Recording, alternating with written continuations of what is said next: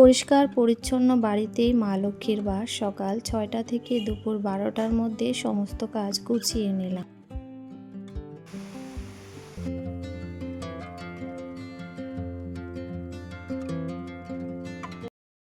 নমস্কার, শুভ সকাল সবাইকে। অনেক স্বাগত আমার পরিবারে। আমি পিঙ্কি ত্রিপুরা থেকে বলছি। আশা করছি সবাই খুব ভালো আছেন, সুস্থ আছেন। আমিও ভালো আছি। তাই প্রতিদিনের মতো আজকে আবারও চলে এলাম নতুন আরেকটি ব্লগের সাথে। কাল থেকেই খুব অঝোরে বৃষ্টি হচ্ছে বিকেলবেলা থেকে, আর এখন সকাল সকাল মুষলধারে কিন্তু প্রচুর পরিমাণে ঝড় বৃষ্টি হয়ে গেছে। তো ৫টার সময় উঠেছিলাম, উঠে আবার শুয়ে রয়েছি। তো তারপর ৬টার দিকে ঘুম থেকে উঠেছি, উঠে ঘরদোর পরিষ্কার করে স্নান করে পুজোটা দিলাম। তারপর এখানে কিন্তু জলখাবার বানাতে এসেছি। তো জলখাবার বানাবো আজকে হচ্ছে কালকের কিছুটা তো চাল আর ডালের ব্যাটার রয়েছে, তো সেটা দিয়ে একটু ইডলি ধোসা বানাবো, আর সাথে কিন্তু একটু সম্বার বানিয়ে নিয়েছি। তো একবারে ফোড়ন দিয়ে কুকারে সিটি দিয়ে নিলে খেতে আমার কাছে কেন জানি না একটু বেশি ভালো লাগে তাই। আর সবজি সমস্ত যা কিছু ছিল ওইটাই কিন্তু দিয়েছি, আর সাথে একটা ভিন্ডি দিয়েছি পিচ্ছিল ভাব হওয়ার জন্য। তো সোমবার তো আসলে হচ্ছে সজনের ডাঁটা ওইসব দিতে হয়, কিন্তু সজনের ডাঁটা এই সময় আর এখন পাওয়া যায় না আমাদের এখানটায়। তো এইভাবেই কিন্তু বানিয়ে নিচ্ছি, আর একদম আমার এইভাবে সোমবার খেতে খুবই ভালো লাগে। তো এদিকে হচ্ছে চাটনি বানাবো। তো আমার মাথায় ছিল না যে কাল রাত থেকে কিন্তু লাইট নেই, তো চাটনিটা মিক্সিতে করতে হবে, সেটা তো আর করতে পারবো না। তো যাই হোক, ওইদিকে আমি হচ্ছে বাটনায় বাটবো, তো বেটেই করব। তো বেটে করলে সেই রকম একটা সুন্দর পেস্ট হয় না, যেহেতু নারকেল অনেকটাই সময় লাগে। তো যাই হোক, তারপর এদিকে ধোসাটা একটু একটু করে কিন্তু বানিয়ে নিচ্ছি।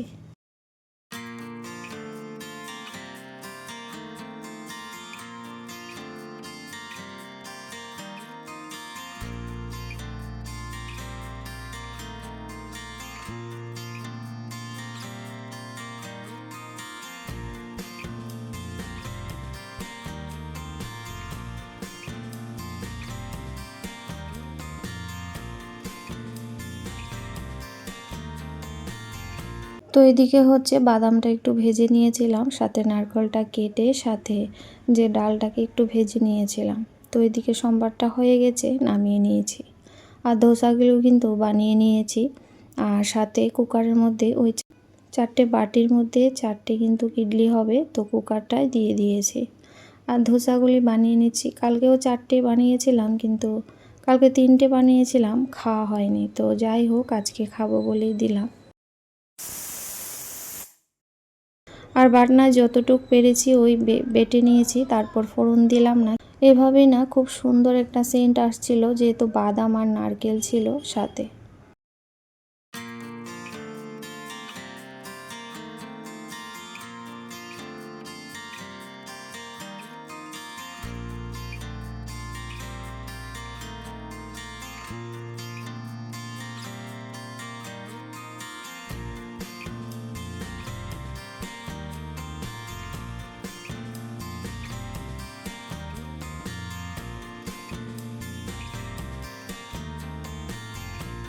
তো এদিকে সকালে জলখাবার খাওয়া দাওয়া করে সমস্ত বাসনগুলা মেজে নিয়েছিলাম, আর অফ ক্যামেরায় কিন্তু রান্নাবান্নাও করে নিয়েছি। তো সেই রকম রান্না ছিল না, তো সেই জন্য আর লাইটটা ছিল না বলে অন্ধকার আসছিল রান্নাগুলো। তো যাই হোক, এখন কিন্তু ওই যে টেবিলটা তেল ছিটকে পড়ে আছে, একটু সাবান দিয়ে মুছে নিচ্ছি। যেহেতু গ্যাস চুলাটা মুছবো, তো একটু সাবান তো দিতেই হয়, মানে সার্ফের গুঁড়ি বা সাবান যেটাই হোক। তো যখন যেটা সেটা দিয়ে একটু ভালো করে পরিষ্কার করে নিই, কারণ রান্নার পরে তেল ছিটকেটা অতিরিক্ত হয়ে যায়, আর সাবান না দিলে পরে মানে পরিষ্কার হতেই চায় না ভালো করে। গ্যাসের এই জায়গাটা সমস্তটাই কিন্তু ভালো করে পরিষ্কার করে নিয়েছি, আর সাথে যত বাসন কুসন ছিল সেগুলোও মাজার ঘষা করে নিয়েছি। আসলে মা লক্ষ্মীর বাস পরিষ্কার পরিচ্ছন্ন বাড়িতেই আমরা সবাই জানি, আর সেই জন্য সবাই কিন্তু সেই পরিষ্কার পরিচ্ছন্নর পিছেই পড়ে থাকি। রান্নাঘর হয়েছে মা লক্ষ্মীর বাস বিশেষ করে, তো সেই জন্য রান্নার পর রান্নাঘরটাকে খুব সুন্দর করে পরিষ্কার করার চেষ্টা করি প্রতিদিন। আর সপ্তাহে 1 দিন 2 দিন ওই রান্নাঘরে কৌটো কাটা আনাচে কোনাচে একটু মুছে ধুয়ে মুছে নিই, তাহলে দেখতেও ভালো লাগে, তেল চিটকে থাকে না, আর সেখানেই কিন্তু মা লক্ষ্মীর বাস থাকে। তো তো যাই হোক, এখন এর উপরে জায়গাটা পরিষ্কার করে নিয়েছি। সাইডে এখন হচ্ছে সব বাসনপত্র ধুয়ে রেখেছি, সেগুলা গুছিয়ে রাখবো। তো রান্নার সাথে সাথে একটা দুটো করে মেজে ঘষে নিই, সেই জন্য জমা হতে দিই না। আর জমে গেলে এই বেসিনের মধ্যে না পরিষ্কার করতে খুব কষ্ট হয়ে যায়।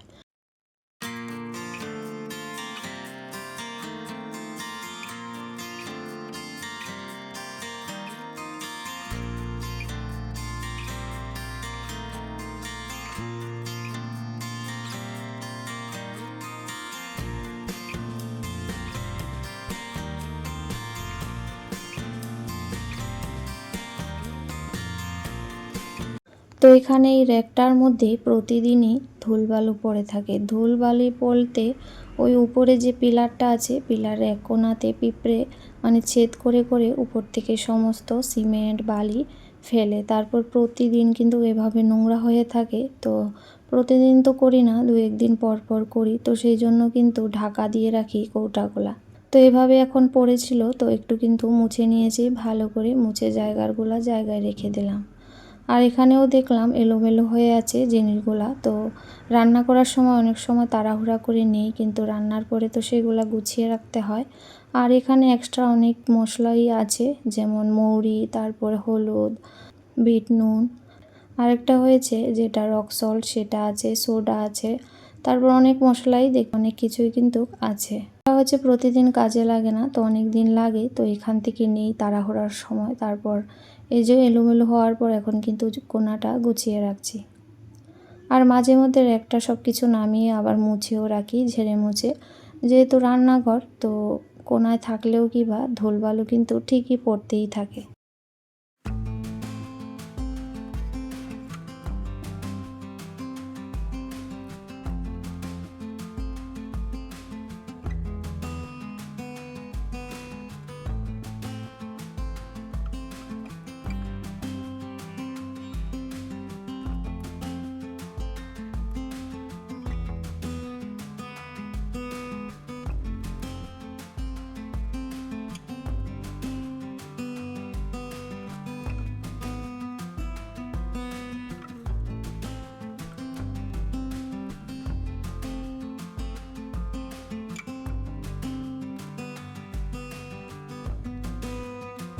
তো আমাদের গাছের আম, তো এগুলা হচ্ছে এখন কাটছি, যেগুলা অতিরিক্ত পেকে গেছে। আর অনেকগুলাই কিন্তু বেশ কাঁচা রয়েছে।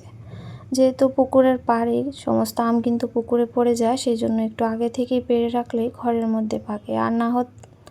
আর তা না হলে জলের মধ্যে থেকে সেগুলা কিন্তু জল পচা একটা গন্ধ বের হয়, আর সেগুলা খাওয়া যায় না। তো রান্নাঘর থেকে বের হয়ে এখন এসেছি এদিকে, এখনও কিন্তু বিছানাটা তোলা হয়নি। সকালবেলা তাড়াহুড়া করে ওই সমস্তটা সামলিয়ে ঠাকুর সেবা দিয়ে কিন্তু রান্নাঘরে চলে যায়, তারপর বিছানাটা আর তোলা হয় না।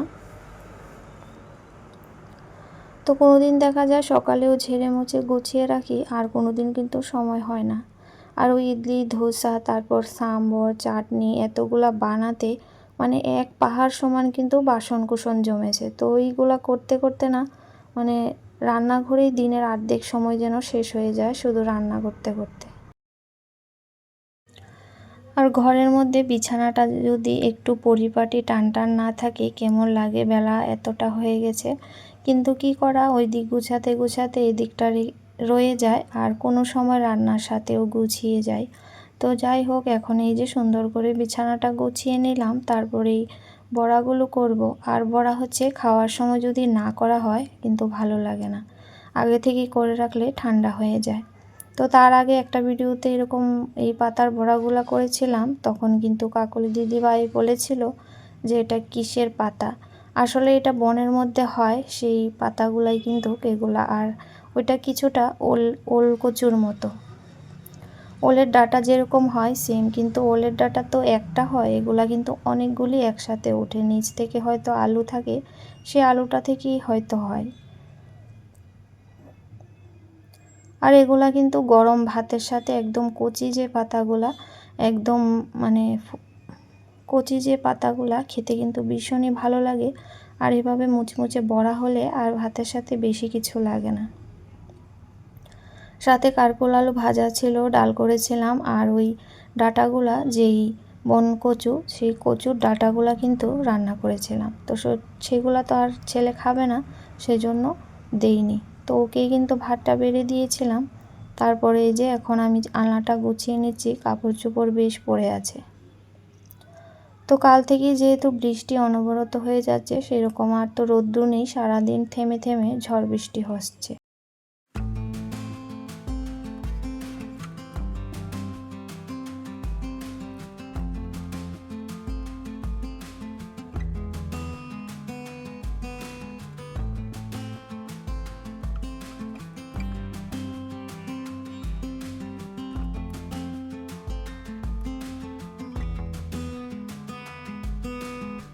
তো সকাল 6টা থেকে কাজগুলো শুরু করেছি, এখন বেলা প্রায় 12টার মতো কিন্তু বাজে।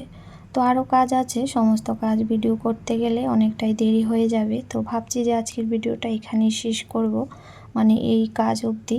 তো যাই হোক, এখন কিন্তু স্টাডি টেবিলটাও মুছে নিচ্ছি, তারপর ড্রেসিং টেবিলটাও মুছে নেব।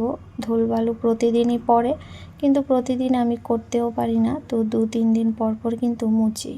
আর স্টাডি টেবিলটা যেহেতু কালো, তো ওটা চেষ্টা করি একটু হলেও মানে হালকা ফুলকা মোছার জন্য। যেহেতু এটা বইয়ের টেবিল, মা সরস্বতীর বাস, সেই জায়গাটা কিন্তু পরিষ্কার করা খুবই দরকার প্রতিদিন। তো সেই জন্য হাত দিয়ে হলেও কিন্তু একটু ঝাড়মোছ করেই দিই প্রতিদিন, ভালো করে পরিষ্কার করতে না পারলেও। কিন্তু আজকে ভালো করে পরিষ্কার করে নিচ্ছি।